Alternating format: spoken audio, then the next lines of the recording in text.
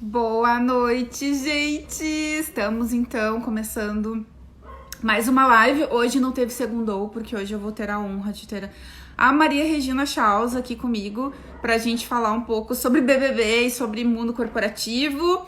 Então eu vou esperar ela entrar. Boa noite pra quem tá chegando. Boa noite, Olímpio! Renatinha! Gente, eu quero um filtro, pelo amor de Deus. Cadê meus filtros, gente? Cadê?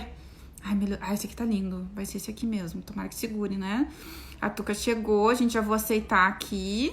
E você que está chegando, então, por favor, olha mais gente chegando. Por favor, dê coraçõezinhos, mesmo que vocês não estão gostando ainda, pode botar. A gente não falou nada ainda de útil, né, Tuca? Mas a gente quer coraçãozinho igual. Vai tocando coraçãozinho aí que a gente gosta. Boa noite, Tuca! Oi, a Tuca sou eu, viu? A Maria Regina Chausa, Tuca. É o meu apelido de criança. Gente, deixa eu explicar. É que assim, né? É um nome tão sério, Maria Regina. Tipo, já dá né, uma certa seriedade. De Moraes Chausa ainda. Não, gente, é muito sério esse nome. Aí, quando a minha ex-professora, Isamara, me apresentou a professora Maria Regina Chausa, ela disse, ai, a Tuca foi minha professora. Daí eu pensei, bom, se ela que é aluna, né, ex-aluna, chama a professora Maria Regina de Tuca, eu também posso. Não, todo o povo da psicologia, todo o povo que foi meu colega no colégio me conhece, que é o meu apelido realmente, né? Desde criança. Ah, eu acho muito legal, eu gosto do apelido. Esse apelido eu acho muito fofo. E é uma coisa assim, tipo, que tu é uma pessoa afetuosa, querida, tipo assim, parece que é de casa, tu te conecta, né? Tu cada aí, tipo assim, tu... Boa noite, Lele, o Diego aí, a Lenise, a Teise. Ai, quem é essa Vitória? Eu não conheço. A Suziê, Toia. Ione, Ana, o Dieguinho, a Vanessinha, tem mais gente entrando. Gente, muito obrigada por vocês estarem aqui. Sei que o tema é bem provocativo, né? Mas eu queria que tu te apresentasse um pouco para minha audiência, aí eu me apresento um pouquinho para tua, porque eu não sei quem é quem aqui nessa história. Bom, né, eu sou psicóloga, né, sou mestre em administração e trabalho muito com equipes de alta performance e com o desenvolvimento de equipes que estão sempre em situação de risco, né, cujo erro é muito crítico, né, porque eu venho da aviação, eu sou investigadora de acidentes aeronáuticos e trabalho com negociação já há mais de 30 anos como mentora e formadora de negociadores.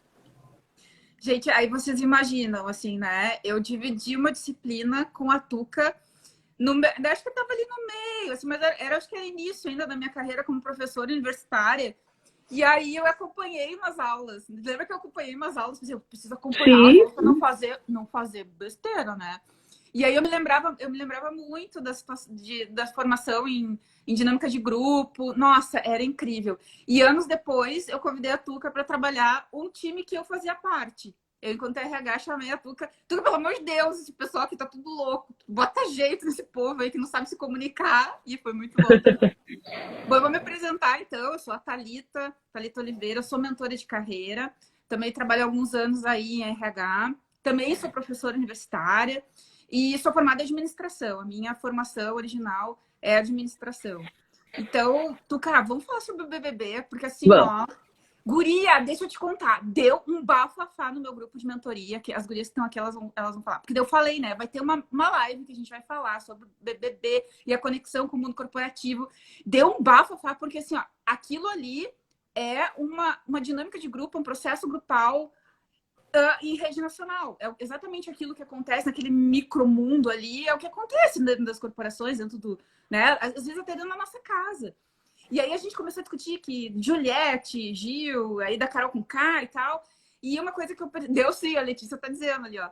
Porque, falando assim, a Juliette, tá? Eu vou começar por aí, depois tu complementa, tu traz a coisa séria, que eu vou trazer a coisa do BBB, tá? Eu vou falar Perfeito. brincadeira.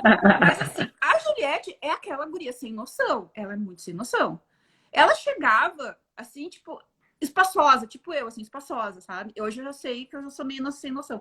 Mas ela sem noção, ela queria estar em todos os ambientes, assim, e sendo queridinha e tal.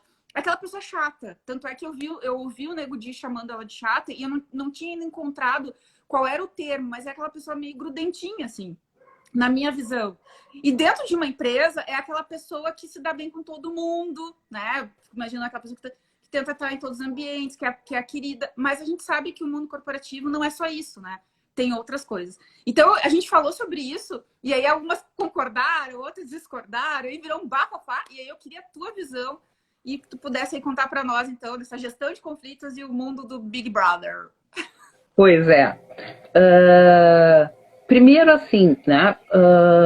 Eu acho assim, a gente está falando não das pessoas em si, mas do papel que eles representaram num contexto de confinamento, que é um contexto que coloca todas as pessoas sob pressão e que muitas vezes, dependendo da estrutura de cada um, as pessoas não conseguem lidar com o seu antigo normal. Então é como se fosse, né, aquele novo normal que nós entramos na pandemia e eles lá. Então, quer dizer assim, é uma situação de pressão. Então, eu não conheço ela, nem conheço o Projota, nem conheço a Carol Conká no dia a dia, né? Mas tem algumas coisas que me parecem importantes, né? Primeiro, que aquilo é um processo grupal. E uma das coisas, assim, que me chama muito a atenção é que, assim, gente, foram 40 milhões de pessoas assistindo diariamente, né? Eu até coloquei ali na chamada. Isso é a população, quase a população do Canadá, né? É o dobro da população do Chile, né? É 4,6 vezes a população de Israel e da Suécia, 4 vezes a de Portugal, gente, 7 vezes a da Dinamarca. É muita coisa. Não dá para a gente fingir que não mobilizou as pessoas. E aí a gente se pergunta por que mobilizou e por que os dias que foram para excluir foram muito mais, enfim, votados e teve muito mais participação do que os dias que eram das pessoas que estavam bem. E aí, meu grande mote é o seguinte, tá? Que as pessoas saíram com a sensação, entre aspas, que o bem venceu o mal, que é o que o conto de fada nos traz, que é o porquê que a gente ouve, né? Por que o storytelling é tão importante, porque a gente reforça condições da gente de passar por provações e sair bem, né? Então, é isso que as historinhas fazem nas crianças, né? Quer dizer assim, tu passa por uma situação muito difícil, mas o bem vence o mal. Só que tem uma variável. No BBB tinha o público. E no BBB, né, houve um fenômeno que é muito sério, que chama esse fenômeno de bode expiatório. O que é o bode expiatório? É quando é o ritual que vinha, né, dos hebreus, né, e que é quando se escolhia, se colocavam se separavam 2 bodes e um touro, um bode era sacrificado no altar e o outro era jogado no deserto para expiar, ou seja, para salvar, para ser o depositório de todas as culpas e de todos os pecados, todas as coisas erradas daquele povo, né? Na religião católica, o bode expiatório foi Jesus Cristo, o Cordeiro de Deus, que é assim chamado, por quê? Porque morreu para nos livrar do pecado. E aí o que acontece? Os grupos elegem alguém e aquele alguém é o culpado, né? Então, e é claro que tem características dessa pessoa. Então, o que aconteceu com o Lucas? O Lucas estava num ambiente super tóxico, ele tinha um papel dele, coisas que mobilizavam e incomodavam os outros, mas ele foi cancelado. E ele foi cancelado com crueldade que revoltou todo mundo, porque a gente viu ali assédio moral clássico, isso é crime. e nas organizações ocorre, só que assim, cada um dos ele primeiro pulou fora. E por mais que ele tivesse componentes que fizessem com que as pessoas o rejeitassem, foi muito mais do que isso. Aquilo foi um fenômeno grupal. Aquele grupo não era sadio e precisava depositar nele todos os problemas, porque não estava cada um conseguindo lidar com seus problemas. Uhum. E ele não aguentou aquele ambiente tóxico e pulou fora. Foi a melhor coisa que ele fez para ele. Então, a primeira questão, quando nós estamos lidando com um ambiente tóxico, quanto a gente aguenta ou não, né? Então, eu queria salientar isso. Deixa eu só fazer uma pergunta para ti, que agora me surgiu, assim. Ele saiu, né? Ele pegou e não aguentou, enfim. Outra pessoa assume o papel, né? Porque eu lembro É, quando eu fiz a minha formação, era aquela é, história, então é só tirar essa pessoa que tá tudo resolvido. não. Não, alguém vai assumir o papel, né? O problema é do grupo, né? Então, quando ele saiu, o que aconteceu? Foi pro G3, né? E depois foi para Juliette. Então, porque um grupo que não é sadio, ele não consegue lidar com as suas coisas, ele deposita em alguém. Só que o que a Juliette fez? A Juliette tem uma estrutura emocional mais forte, né? Ela tem uma inteligência emocional, ela consegue separar o que é dela e o que é dos outros, e ela tem aquele senso de delegada. Ela é formada em direito, né? Não, formada em direito e buscando uma carreira para delegada. Ela não queria advogar e ela não queria ser juíza, ela queria ser delegada. Ai, eu E o não delegado, sabia. ela inclusive, a dúvida era entre ir para o BBB e fazer o concurso para delegada da Polícia Civil. E Ela tem aí, esse perfil conciliador, assim, né? Que eu achava meio. Quem tá de fora. Ai, meu Deus, mas será que ela não tá forçando a barra? Mas agora tá explicado, a mulher queria ser conciliadora mesmo. assim, e com a inquisição, ela é inquiridora como o delegado é. Então, quando alguém tentava resgatar, como por exemplo, tentaram resgatar aquela história dela e da Lumena, que ela sentou e não sei o quê, ela foi para cada um e fez aquelas perguntas clássicas. Por que você está fazendo isso e para quê? Né? E ela não aceitou o papel de bode expiatório e ela foi devolvendo o tempo todo. Só que, né, tu diz, ela era chatinha, ela é nordestina e tinha algum questionamento em relação a isso, ela era diferente. Então, uma das coisas muito fortes que aconteceu foi que, para que alguém possa ser o bode expiatório, tem componentes da pessoa e do grupo. A pessoa tem que aceitar.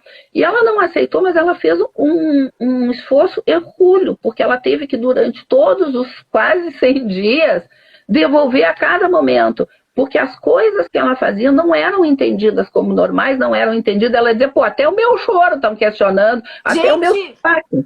Tuca, deixa eu fazer uma ponte aqui. Olha o que tu falou aqui para a pessoa que está nos escutando.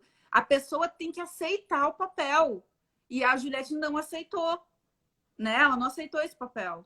A pessoa tem que aceitar esse papel. Então, não deixe a responsabilidade sobre aquilo que te acontece na mão dos outros. Tu também tem a tua parcela de responsabilidade aí. As coisas podem acontecer. Tu escolhe se aceita ou não. Parênteses feito, continua. Eu diria assim, o escolhe nem sempre é racional, né? Até tu está fazendo a formação em psicanálise, ela conseguia sentir, entender, por exemplo, a Lumena é psicóloga, mas a Lumena tinha ela é formada em psicologia, mas ela tinha um entendimento muito mais racional. A Juliette tem uma estrutura emocional que ela consegue lidar, até com a rejeição, dói, mas ela consegue separar e ela não precisa seguir o grupo para estar bem com ela. Ela segue os padrões dela. Então ela conseguiu fazer isso o tempo todo. Ela dizia, eu vou estar sempre junto com quem for machucado, estando certo ou errado. A minha primeira atitude é ir lá consolar. Mas sempre que confrontavam ela ia lá e perguntava por que você está fazendo, para que você está fazendo. Então ela conseguiu devolver o papel do bode expiatório o tempo todo para o grupo. Só que a minha grande questão é que, assim, mexeu com 40 milhões de pessoas. E 40 milhões de pessoas saíram com a sensação de que o bem vence o mal, né? Ou seja, de que ela, que era boazinha, que foi vítima, conseguiu sobreviver e que aqueles que naquele momento, e gente, eu não quero falar das pessoas em si, mas daqueles papéis que naquele Ficou momento... claro isso, deixa essa parte pra mim. Aquelas pessoas...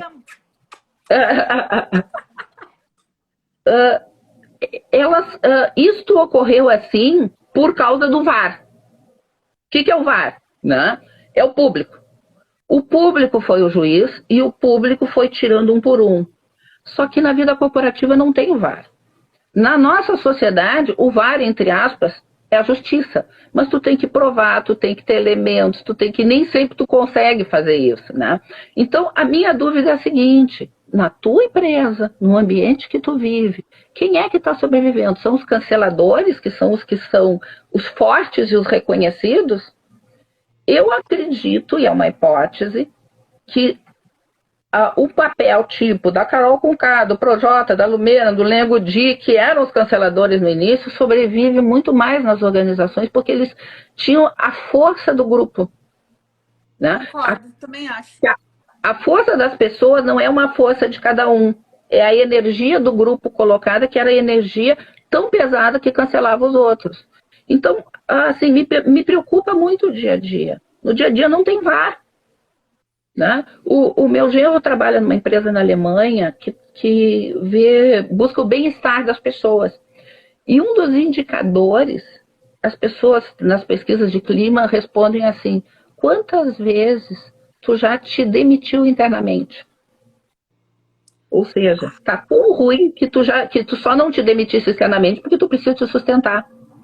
Porque as pessoas ficam, às vezes, não é porque estão bem, né? É porque o ambiente é tóxico. E quando a gente fala em ambiente tóxico, a gente está falando em toxina mesmo, ó.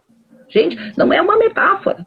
Quando tu está tenso, quando todos os dias tu vai trabalhar, ou o ambiente tóxico na tua família, tá? Quando todo dia tu vai conviver com alguém, e tu precisa secretar adrenalina, noradrenalina, tu precisa estar em estado de alerta, tua pupila está dilatada, tu está secretando cortisol, tu já não está conseguindo descansar da mesma maneira, pensar da mesma maneira.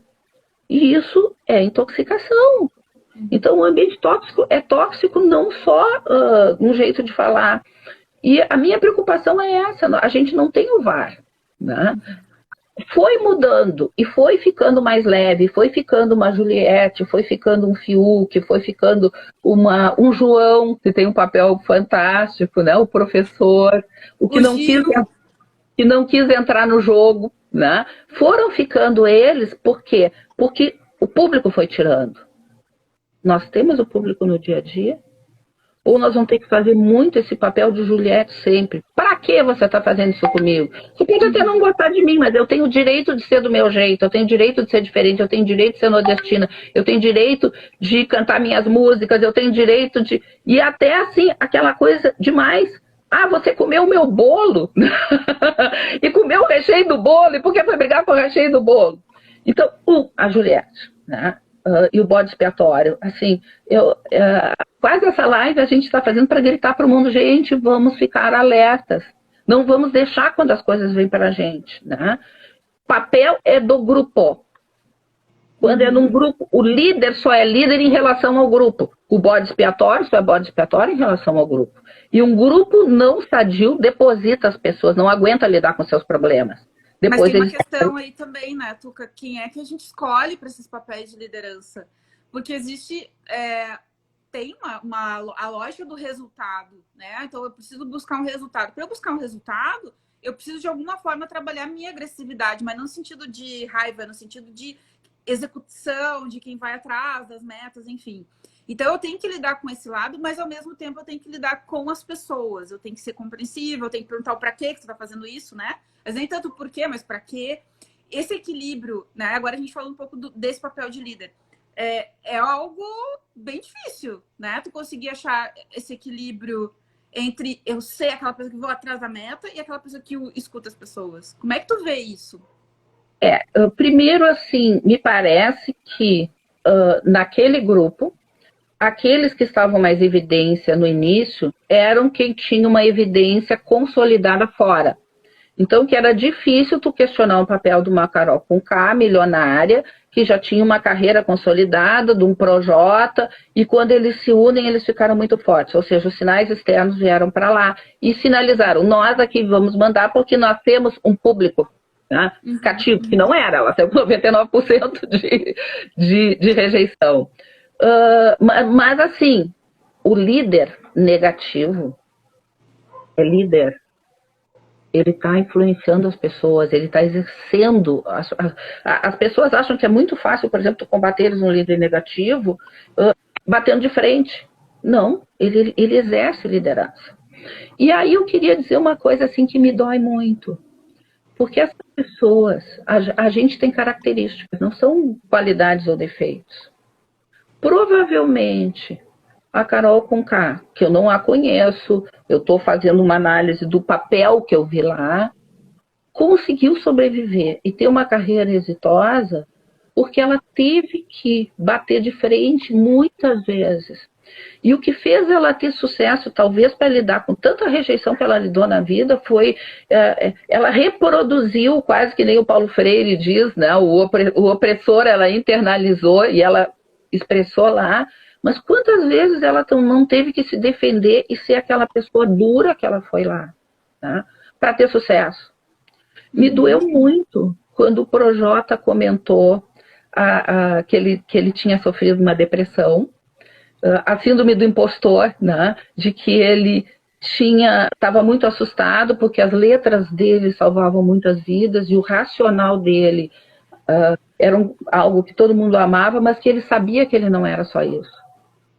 E que lá ele teve que se defrontar com isso. E que ele tentou ir jogar pelo racional e quando ele viu que não, que o importante era lidar com as questões emocionais.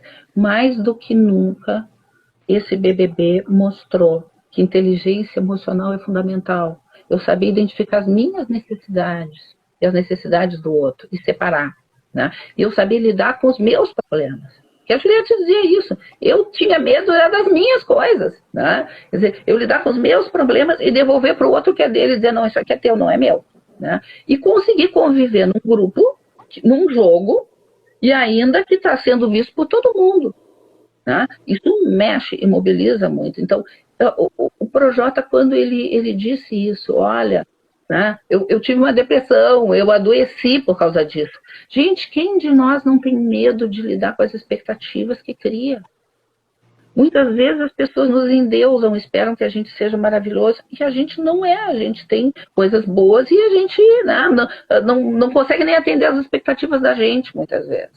Né? Eu digo, né, não existe ninguém evoluído. Aqui onde a gente está hoje, porque não sei o quê, eu vou seguir, eu sigo o mestre, né, uma coisa assim. Não, estamos todos aqui num círculo num ciclo de evolução e de contribuição. Porque tu tem um conhecimento, eu tenho outro, né? A gente se complementa assim.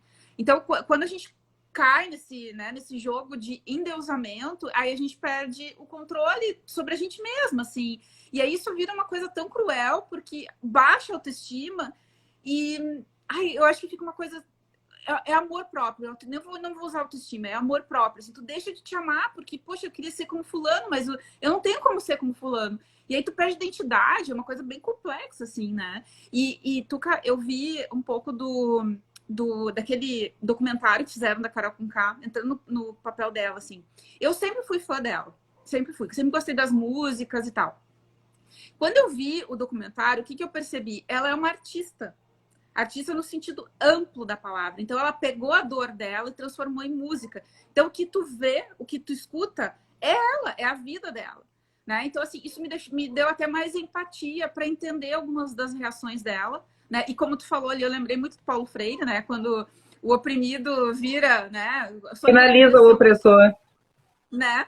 Eu entendi muito dela. E assim, daí no final das contas, a gente sabe que não existe santos e não existe demônios, né? Existem pessoas com as suas características, tu bem falou, achei bem legal isso, né? Em vez de falar em qualidade, deve falar em características. Existem pessoas que estão ali totalmente à mostra, né? Totalmente nuas, assim, porque não tem como tu fingir muito tempo que tu não é, né? As pessoas acabam mostrando, e mostrando coisas que às vezes elas nem sabem que tem, né? Que louco isso, tipo... Eu isso não sabia. E assim, e ali, e outra coisa, assim, ó, nós somos frutos de uma cultura, né? De uma sociedade.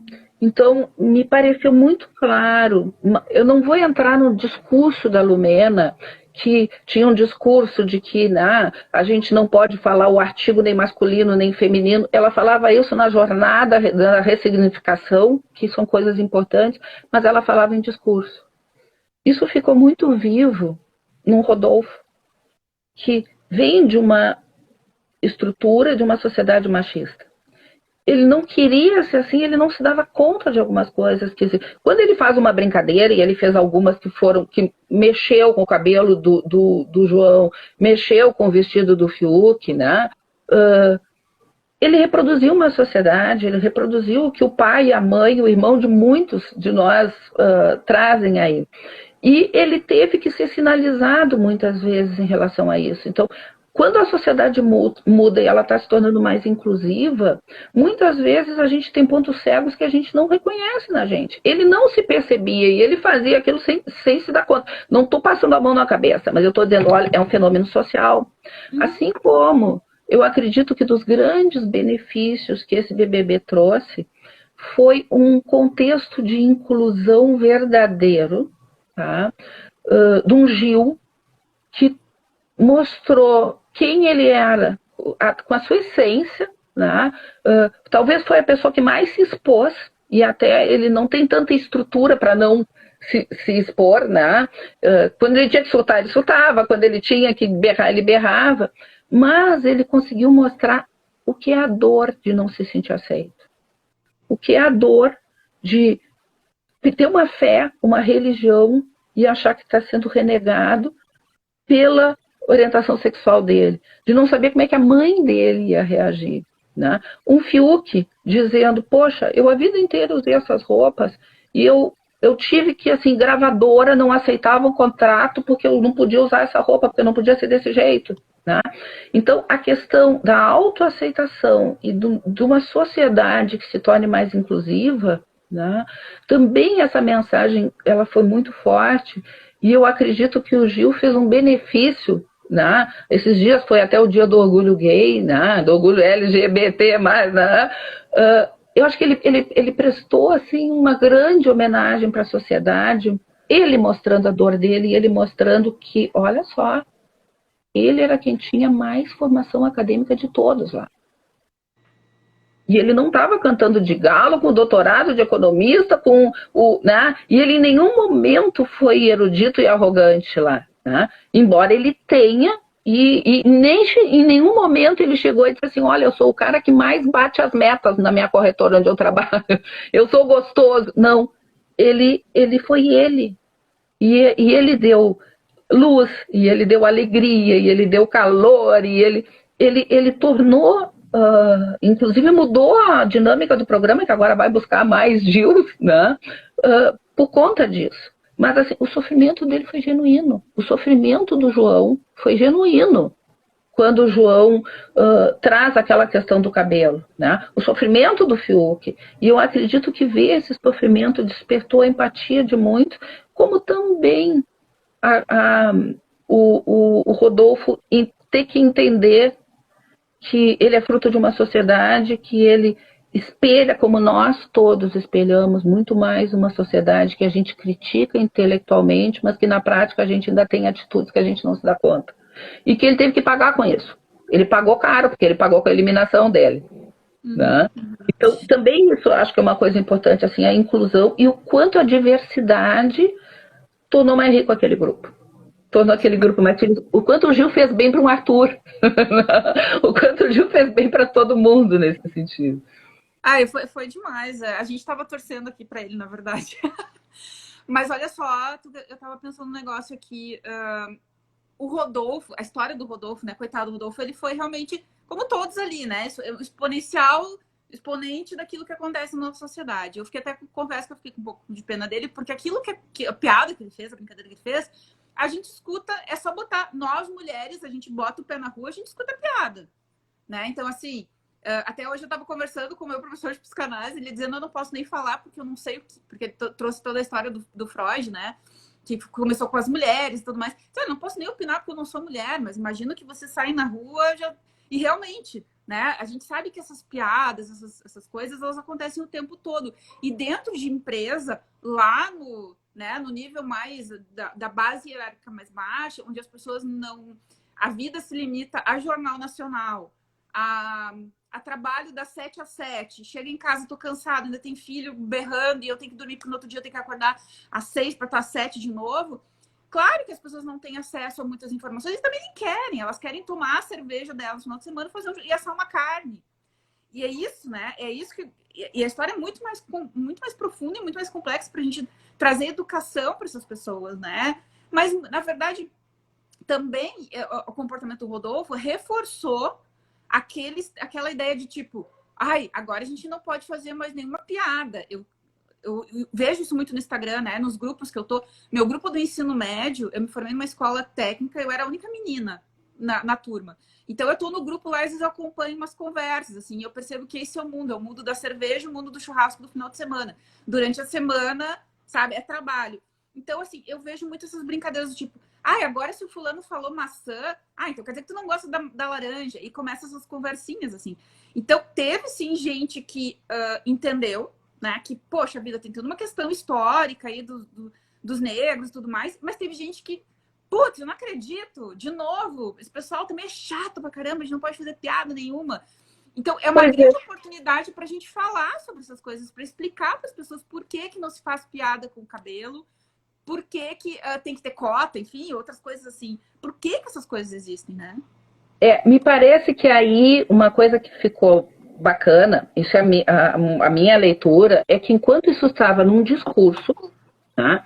Porque no primeiro dia lá, quando eles se pintaram, a Lumena já fez um discurso nesse sentido. Enquanto ele ficou em discurso politicamente correto, ele ficou chato.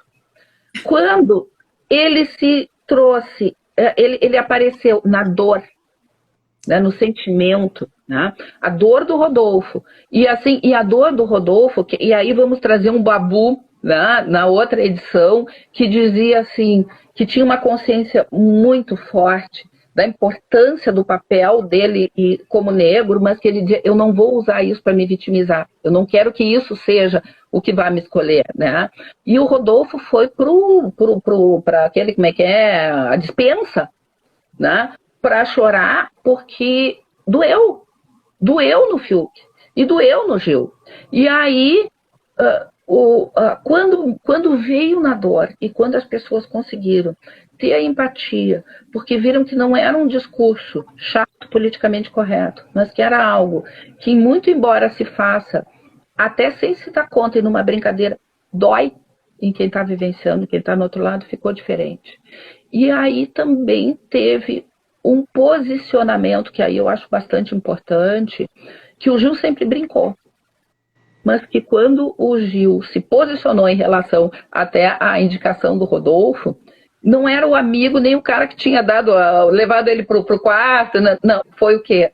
Ele teve ele disse assim, eu tenho uma representatividade social e eu preciso fazer isso. Uhum. Então também ali ele teve esse papel. E assim, e essas questões, essa dor dele nos tornou mais humanos, dos três. Né? Como também uma Camila que, diferente da Juliette, que foi lá e perguntou por quê, para quê, né? A Camila olhou e disse assim, você pode ser a forte, a braba lá fora, mas eu sou braba aqui dentro. Ou seja, foi quem conseguiu contrapor uma liderança tóxica, né? E quem conseguiu, inclusive, trazer aqueles entendimentos que eles tinham de que assim, não, quando convém, nós vamos ser os negros, que nós vamos nos unir. Quando não convém, quando é coisa da Camila, ela está usando isso de uma maneira diferente. E ela buscou isso na essência. Não é assim. Não é assim. Ele está mexendo com o que eu sou. E ela se posicionou. Então, a Camila se posicionar e a Juliette se posicionar, assim, foi algo muito forte no sentido de ter que romper com uma pressão grupal tóxica que ocorria ali. Né? E isso foi importante. Elas se posicionaram com firmeza. Um Fiuk, um João e um Gil com a dor. Mas também né? E aí o que aconteceu? Quem foram os que foram ficando? Foram os que foram machucados, né? Mas porque tinha o VAR, porque tinha o público. A nossa sociedade, para mudar, ela tem que ter políticas hoje. Ela tem que ter ouvidoria. Quem é aqui do RH, que como nós somos muitos que estão nos assistindo, gente, a gente tem que ter, as pessoas têm que ter um espaço para gritar, para escuta. Quantas vezes, né? Gente, na minha carreira toda, tu falaste, quer dizer, eu já sofri assédio sexual, assédio moral, né? A gente sofre violência doméstica, a sociedade vem mudando, Mas quantas vezes a gente tem que explicitar essas questões? Uhum. E como isso não é fácil quando isso tem a ver com o sustento das pessoas, com a sobrevivência, que lá no caso era seguir no programa. E aí o que a Juliette dizia? Eu posso não ganhar, mas eu não vou deixar de dar um acolhimento para quem está sofrendo. E eu não sei se está certo ou não, que foi o que ela foi fazer com a Carla, né? Eu não sei se ela está certa, não me importa. Ela está sofrendo, eu vou cuidar. Então, essa empatia também foi uma coisa muito importante. Mas lá o VAR funcionou. Quem é o VAR hoje em dia? Quem é quais são as. Hoje tem até políticas de compliance, tem. Canais externos, né? Onde tu faz denúncia e é uma empresa externa contratada para poder identificar e investigar, né? Nós que fomos professoras de relações trabalhistas, né? Quantas vezes a gente via assim, contextos, né? Na justiça, os juízes assediando, né? Tinha o banco de casos de assédio moral na justiça, nos navios, o quanto isso ocorria, né? O quanto em vários locais, e o quanto para mudar a sociedade a gente também vai ter que ter um VAR que é política, um VAR que é a denúncia, um VAR que é explicitar, e o quanto é mais difícil. A minha dor é que os papéis, não vou falar na Carol Conká, né, os papéis que eles exerceram, hoje, na minha visão, ainda são preponderantes. Os que estão ficando são estes e não aqueles outros que sobreviveram no programa e que nos deram tanta lição e tanta empatia. E volto a dizer, tudo é fenômeno do grupo. Um grupo que precisa linchar alguém como um bode, que é um bode mesmo, né? De queimar o cara, de botar ele no deserto, de dizer para ele, você não pode olhar para mim enquanto eu estou comendo, não pode ficar perto de mim, não fica aqui. Gente, um grupo que precisa disso. Tá doente, né? Mas a gente às vezes está numa sociedade doente. A gente tá, então, né? Eu acho que sim. Esse alerta é que eu acho que o BBB trouxe. E assim, o preconceito. Quando eu comecei dizendo, gente, olha, quase a população do Canadá é 7 vezes a da Dinamarca. Não vamos dizer que é um programa da Globo. Ah, outra coisa, os patrocinadores. Eu gostei muito dos patrocinadores. Porque a Amistel ia fazer toda uma ação, e aí ela teve que fazer. Ela não fez quando foi a vez do patrocínio dela, porque foi quando a Carol Conká estava cancelando. Então, o que eles fizeram? Uma ação que eles tinham que pegar um papelzinho e dizer por que a inclusão era importante, por que isso era importante. Quase como a gente faz no colégio com as crianças, porque é que os caras não estavam se dando conta. A Avon cancelou o contrato com ela e disse, tem que ter a ver com as nossas políticas. Não basta ser famoso, né? Para ser um embaixador da Avon, que depois o Lucas foi, que agora a Juliette está, tem que expressar valores importantes. Então, também nesse momento, no dia a dia, quando a gente não compra uma roupa de um país que tem trabalho escravo, porque sabe que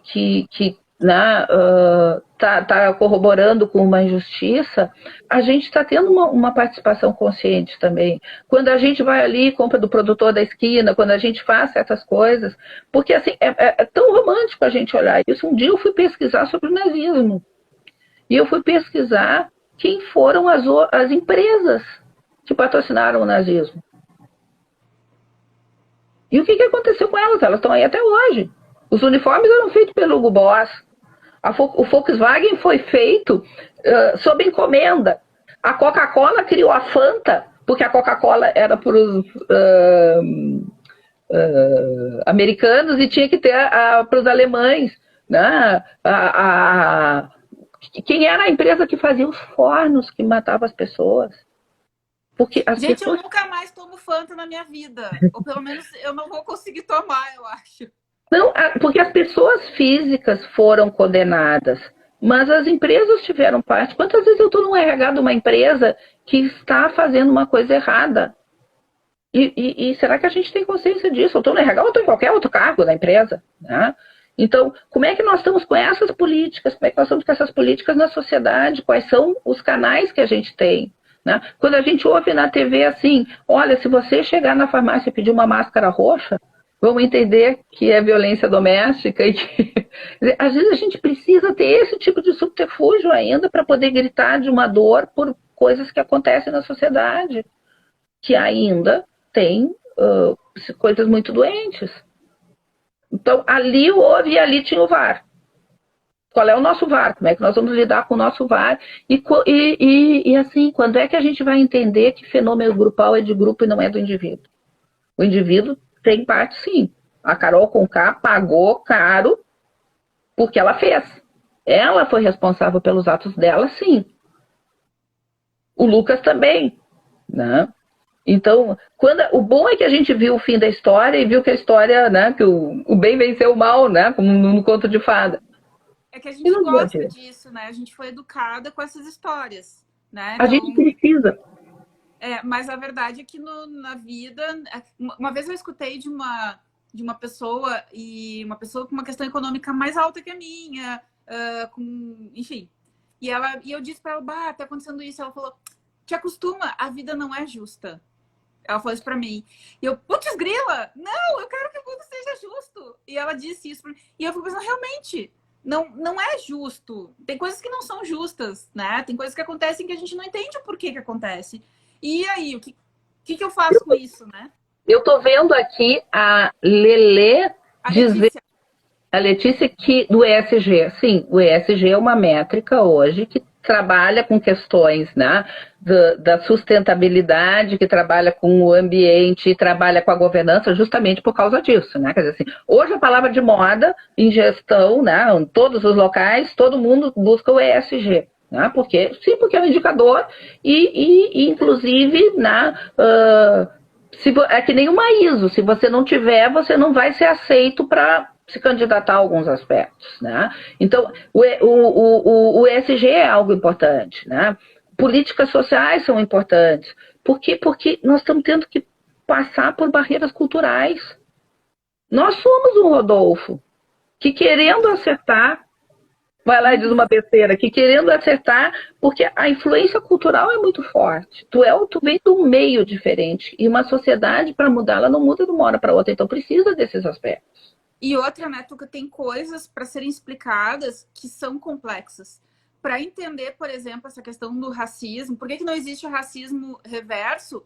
Cara, eu tive que assistir uma aula enorme para entender o porquê que não existe racismo reverso, porque tu tem que voltar lá na história, lá no início, né, de como os brancos nunca foram excluídos de nada, né, inclusive existiam leis que excluíam os negros. Então, tem que fazer um resgate histórico. E nem todo mundo está aberto ou tem paciência para assistir uma aula dessas, digamos assim, né? Então, vai do que tu ouve na escola. Então, assim, se na escola não se fala sobre isso... Porque é muito bonito, assim, eu vejo pela minha filha, assim, a gente tem que respeitar a diversidade, a gente tem que incluir as pessoas, a gente não pode se referir à pessoa por características físicas. Se fala muito que não se pode, mas não se explica o porquê, a origem das coisas. Tem que sim se explicar a origem das coisas, por que não existe racismo reverso, por que é melhor comprar da economia local, né? Tudo isso tem que ter um porquê, as pessoas têm que explicar o porquê, senão a gente fica realmente achando que é chatice, porque o mundo sempre foi assim. Ai, capaz que careta, pois aí é que tá, aí eu volto a dizer o quanto o Gil e o quanto o Fiuk também, por exemplo, fizeram bem. E uma das coisas que eu acho que eu li, vocês leram na internet, uma pessoa dizendo assim: Deus meu, estou virando quem eu mais temia, né? Estou começando, é um comentário que diz, estou começando a gostar do Arthur, né? Por quê? Porque um Arthur que começa com uma estrutura muito machista e muito dura, um Arthur que teve que levar tranco na rua, e que se ele não batesse, ele não era respeitado, aos poucos, lá dentro, com o Gil, com o Fiuk, começou a despertar o lado doce dele, né? E um Arthur que tem uma mãe e uma irmã que deram valores importantes, que ele conseguiu fazer uma transformação genuína, acredito eu, né? Ao menos pelo que eu vi ali. Então, ele se tornou uma pessoa muito mais leve, muito mais sorridente. Por quê? Porque o mundo, quando tem diversidade, fica muito melhor, né? Mas ele teve que ter essa transformação. E aí volta essa questão que a gente fala, né? Quando eu fiz psicologia, eu estudava muito os contos de fadas por causa disso. Porque eles são bem separados. Tem a bruxa e tem a fada, né? O bom e o mal, para tu conseguir entender como é que essas coisas lidam em ti, né?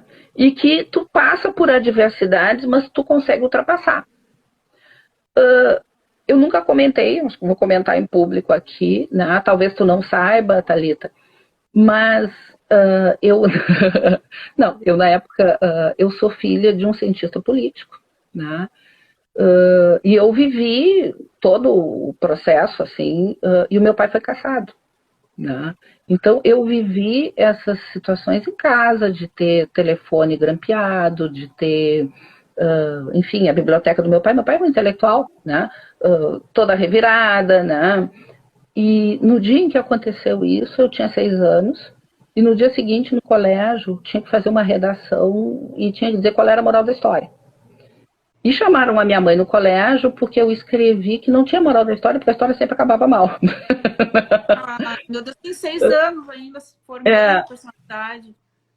E foi assim, a gente acompanhou, porque assim, meu pai não, enfim, ele era um intelectual, ele tinha uma casa sempre cheia de alunos, né? Ele pensava, e depois ele só conseguiu pensar com os estrangeiros que vinham, né? Até voltar, tudo, a situação, porque naquele momento não era tão legal ser um cientista político. Então eu senti isso, né? Eu senti o quanto você ter força para ter um ideal é importante, mas o quanto é difícil, né?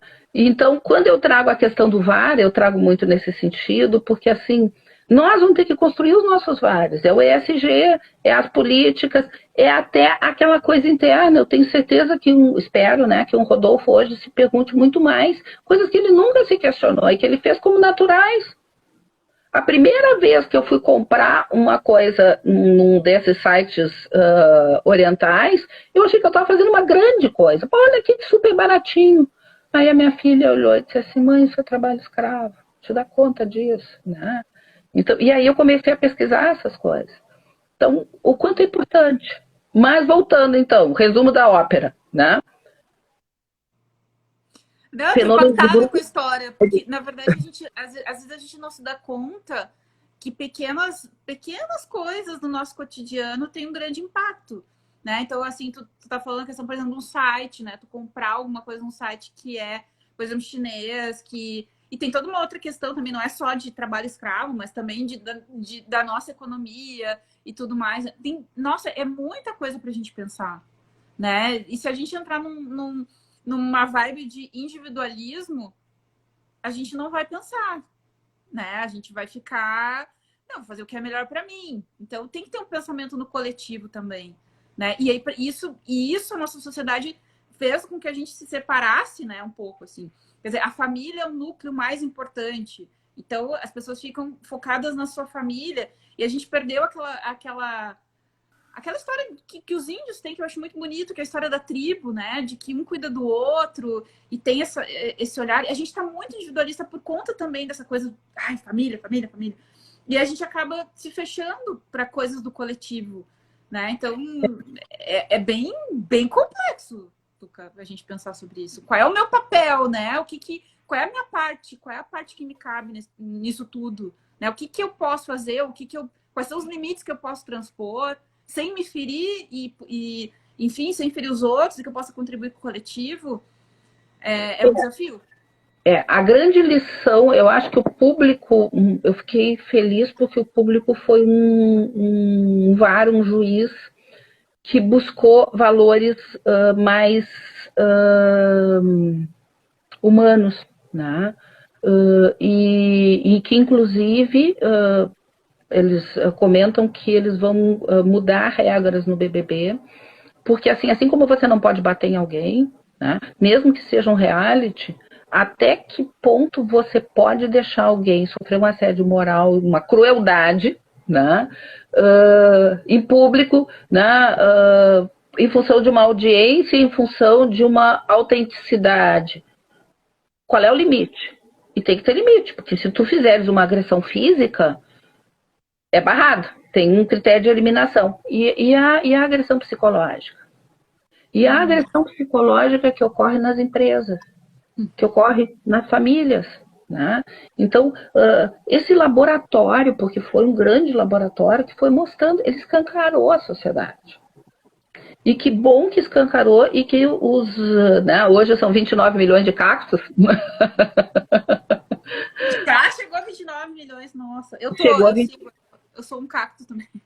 Chegou, né? E inclusive com essa metáfora que é fantástica, né? Quer dizer, que é uma flor, uma árvore que tem espinho, que tem a água dentro dela, porque nem fora nem sempre ela vai conseguir encontrar, e que floresce no deserto. Né? Ou seja, que mesmo em situações adversas está conseguindo lidar com isso. Nós estamos numa pandemia. Né? A gente sobreviver na pandemia é ser cactus um pouco, né? Então, que bonito que assim... Eu nunca gostei do cactus. Hoje eu estou achando o cactus lindo por conta desse entendimento, né? Quer dizer, assim, uma rosa é muito bonita, né? Uma amaryllis é linda, né? Mas olha o significado. E por que tantas pessoas se identificaram? Né? Quer dizer, assim, porque, veja, nós estamos falando de um Gil, nós estamos falando de uma Juliette que tem formação acadêmica. Eles não cantaram de galo lá. Mas, como eu digo, ele provavelmente, quer dizer, tinha dentista, mas ele provavelmente era o mais titulado de todos. Ela, com a formação de direito, quer dizer, ela tinha a estética da maquiadora, mas quem esteve lá foi a delegada. Né? No senso de justiça. E o que valeu foi a inteligência emocional dela. E que bom que as pessoas se identificaram ali. O quanto seria cruel se fosse o contrário.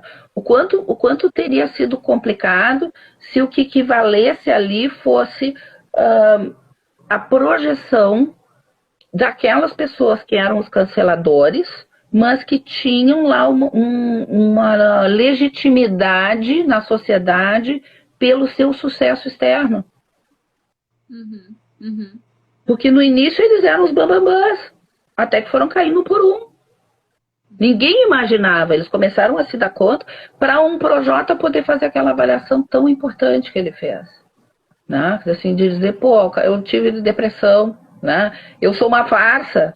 Não, ele não é uma farsa. Ele é o cara que faz as letras bonitas, mas ele também é o cara que se enrola, é o cara que não é a letra dele até é o melhor que ele pode criar, porque a gente diz que até os poetas só criam com sofrimento, né?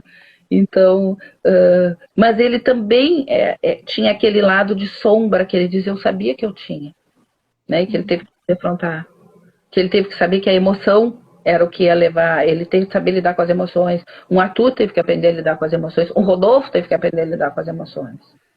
Então, e um João que não quis entrar no jogo, e que era um professor, né? Que talvez fosse uma pessoa também muito bem resolvida, mas que não precisou ganhar o prêmio para continuar sendo ele, né? Quer dizer assim, e que não aceitou pagar um preço de se aviltar, porque pro estilo dele, ele jogar seria mais difícil.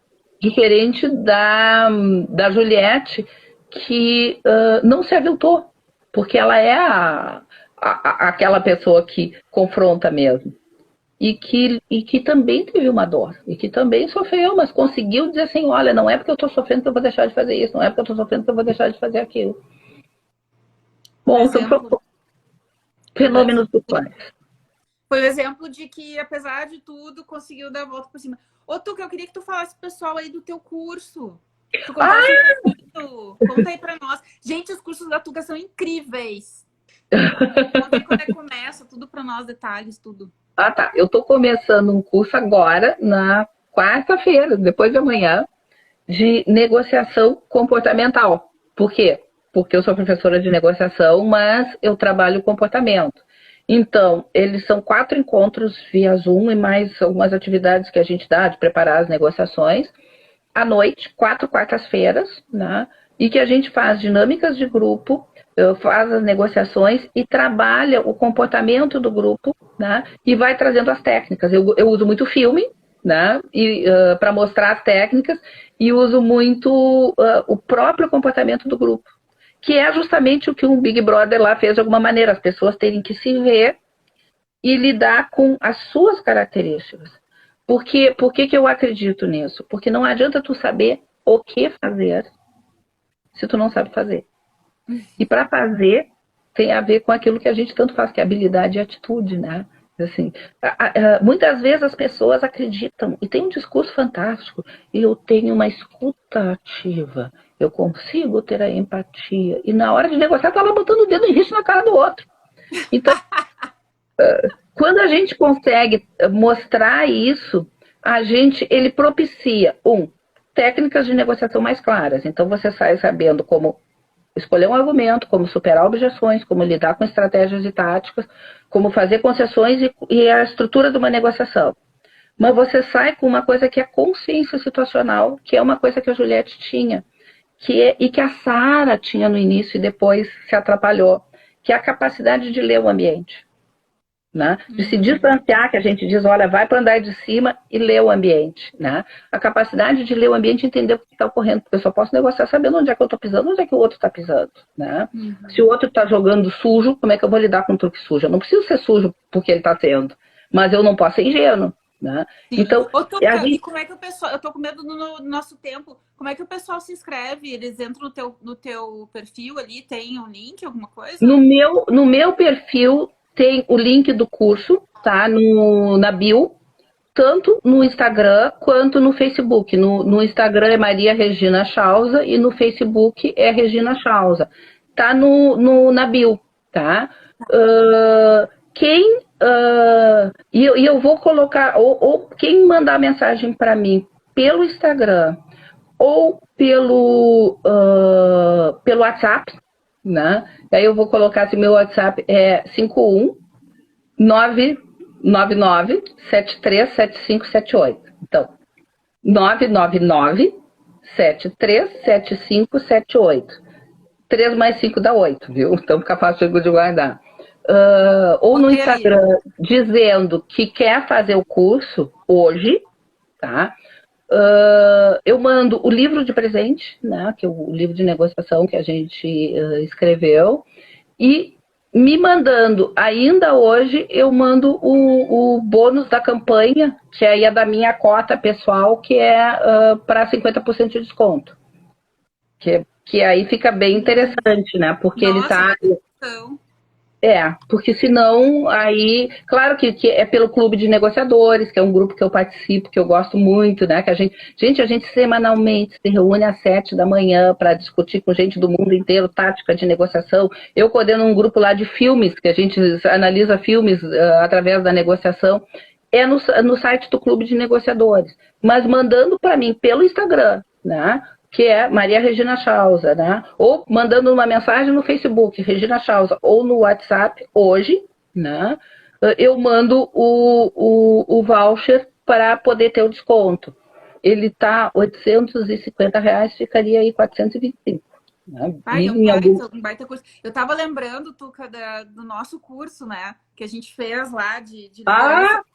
E aí foi muito legal, gente, porque assim, ó, quando as pessoas também estão abertas a se olharem, e aí as coisas ficam muito escancaradas no grupo. A Tuca tem uns exercícios, e aí eu me lembro que tinha um que a gente tinha que trabalhar em equipe, só que se separou o grupo em 2. E aí as pessoas tinham aqueles comportamentos que elas têm na vida real, na vida do dia a dia, né? Eu só olhava assim pro meu colega, mas é bem tu mesmo, é isso aí que tu faz, viu? Por que não deu certo? Porque tu faz isso. Foi muito show. E a gente dava conta, né? E aí eu recebi uns feedbacks legais também. O colega veio, isso aqui, tu faz também lá, quando acontece isso. Cara, tem a maturidade, a gente se dispôs a fazer aquilo, a gente estava disposto a ouvir e a se trabalhar. Mas é sensacional as dinâmicas que tu usa, porque a gente vê numa brincadeira, num jogo, aquilo que a gente faz no dia a dia, assim. A gente ficava assim, meu Deus do céu, é bem eu, assim, mesmo, fazendo isso. Muito legal. Não, eu via vocês se xingando, gente, eles se matavam, eles se xingavam. E aí o pessoal começa a dizer, olha, tá fazendo falcatrua, olha, não sei o quê. É muito engraçado, né? Porque é isso, né? Eu acredito que quando a gente... Por isso que eu gostei e trouxe o Big Brother, porque eu fico brava quando as pessoas têm preconceito com... Gente, se 40 milhões de pessoas estão se identificando, é porque tem alguma coisa que está acontecendo. né? Quer dizer assim, tá mexendo, eu tenho que no mínimo me perguntar, eu não posso fingir que as coisas não estão ocorrendo. E ali é muito engraçado, porque quando a gente faz as pessoas vivenciarem, é um laboratório também, as pessoas, elas entram com as suas características e aí aprende com leveza, né? Com bom humor, porque tem que ser leve, tem que ser prazeroso para a gente poder se permitir brincar, xingar e se permitir ser vulnerável para aprender, né? Um Arthur só cresceu quando foi vulnerável, né? E aí conseguiu mudar. A vulnerabilidade é que faz a gente poder crescer e sair melhor. É aquilo que a gente fala hoje do antifrágil, né? Então, né? Quer dizer, eu gosto muito, eu tenho uma filha que trabalha com futuros, e é analista de futuros, e ela diz que o resiliente é o João Bobo, porque vai e volta para a mesma posição. E o antifrágil cresce, né? Quer dizer, se a gente se transforma. Mas para me transformar, eu tenho que estar num ambiente que permita isso. Por isso que eu gosto do bom humor, da leveza, mas da profundidade, né? Que eu acho que é o que a gente está buscando trazer aqui também, né? Então, é nesse sentido. Quer dizer, se quiserem participar, serão muito bem-vindos.